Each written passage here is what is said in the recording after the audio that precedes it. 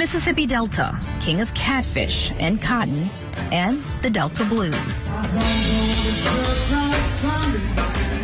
A place that sometimes seems frozen in time. Many gravitate to the old ways of doing things. Change is hard. She is 18 weeks. But Mississippi Delta native Dr. Lakeisha Richardson, an OBGYN at Delta Health System Women's Healthcare Clinic, says it's necessary to change the trend of babies dying. Unfortunately, there are a lot of traditions or cycles that really need to be broken that older women pass down to our younger moms that have worked or babies have survived, but then when you have that one baby that doesn't, then it's like, where did we go wrong? Hold on one second. Give me your date of birth. Dr. Richardson not only grew up in Indianola, but came back after school to raise her family here. Mississippi leads the nation in infant mortality rates. For every 1,000 babies born, 10 of them die. In Mississippi, half of the state's population lives in rural areas. The Delta region in northern Mississippi is one of those areas. These communities are more likely to suffer from health inequities. Women in the Mississippi Delta aren't the only ones fighting this infant mortality battle. Women in Arkansas also live in rural areas, many of them having to drive over the US 82 Greenville Bridge just to see doctors on the other side. It's a long drive, especially when you're expecting. They come from all over, unfortunately. Unfortunately, because it could be a dangerous drive. Good morning, Ms. Winfrey. New mother Tara Winfrey Hawkins started having contractions on her way to an Arkansas hospital. The hospital that we called in Lake Village, they told us they didn't have an OBGYN doctor, and that if the baby wasn't already coming out, I wasn't crowning to keep going to the next hospital. She delivered her baby in time, safely, but the hospital almost an hour away. I was worrying about, the doctor had said my uterus was a little tilted, so I was worried about if the baby's going to be able to come out the way he needed to, if there was going to be an umbilical wrapped around his neck because of the way I was sitting in the car.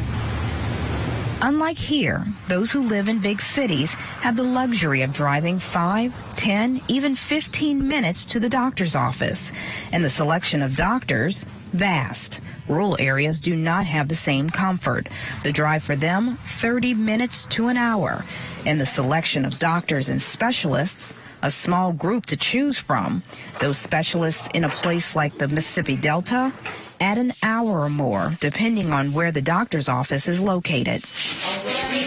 Nationwide, there is an OBGYN shortage, and living the rural life isn't an easy selling point for recruiters. So the Delta region deals with packed waiting rooms, and some doctors see long days. On average, how many patients on your OB days do you see? Minimum would be 40, anywhere up to 60 or 80, just depending on where we are in the OB volume. Hey, Brittany.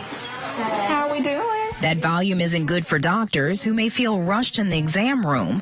It also isn't good for patients who don't get a pool of doctors to pick from. These Southern moms like giving greens and cornbread. Oh, that baby can have some cornbread liquor, and you just be like, no, they can't. Dr. Richardson says while many new moms try to do the right thing, they're heavily influenced by well-meaning elders. Diluting formula.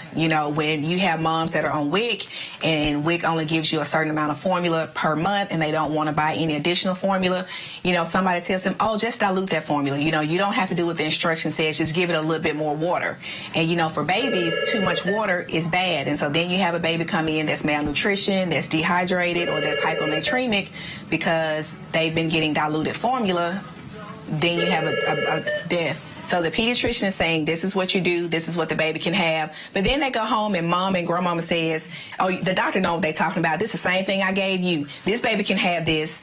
And so who do they trust? Do I trust my 80-year-old grandmother and my 50-year-old mom or my pediatrician that I just met, 2 weeks ago? Those old ways, just part of the problem. Doctors say women are having babies later in life, and insurance companies can hold up medical care, like access to the right drugs to stop preterm delivery. You'll be surprised how much we have to fight insurance companies for just the basic care that our patients need. So I have one insurance carrier. I have a patient now. We have to get prior authorization for every single thing for her pregnancy, for ultrasound, for blood work, for her prenatal appointments. So every time you do that, that's a 2-week delay in care. You know, when they already know what the standard of care is for OB. So why do we have to get this authorized from you? Because they don't want to pay for it, one. Because they're hoping that we won't do it and this young lady won't get prenatal care and just get frustrated and just come in and have a baby, and they save all this money from not having to do what they're supposed to do. Someone has to stay in this community to help. Dr. Richardson says she's happy to try to turn that trend around. Some days I feel like if I weren't here, those numbers would probably be twice as high. Because, you know, not everybody's going to go that extra mile, you know, reach out, call mom, try to do that extra education. And I feel like, you know, ultimately, I never wanted to come back to Mississippi. So this is why I feel like this is where God wants me to be right now. And this is where I need to be. Those old ways are just part of the problem. Somehow we need to give way to new ideas to help make these rural communities stronger. Tammy Eswick, Newsy, Greenville, Mississippi.